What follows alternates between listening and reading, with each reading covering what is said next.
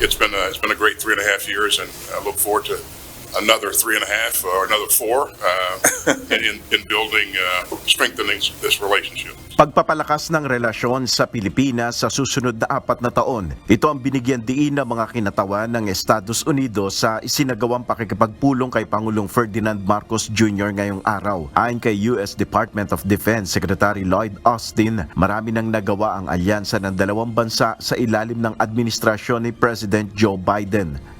Ayon kay Pangulong Marcos, ang magandang working relationship ng Estados Unidos at Pilipinas ay nagbigay daan sa dalawang bansa upang makaresponde ng mabilis sa mga sitwasyon sa riyon.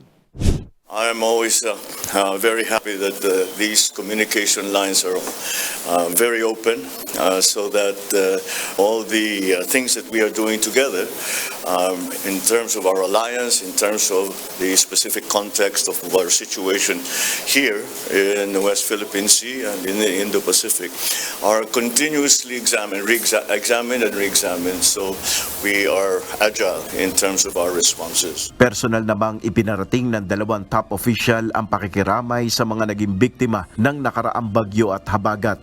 Let me just start by sending our deepest condolences to all of the victims of the recent typhoon, and to say again, anything we can do to be of assistance, we welcome doing that. Ang dalawang US top official ay nasa bansa upang dumalo sa 2+2 dialogue kasama sina Foreign Affairs Secretary Enrique Manalo at Defense Secretary Gilberto Teodoro. Nel Maribuhok, UNTV News and Rescue. Diyos ang aming sandigan, serbisyo publiko ang aming pinahalagaan.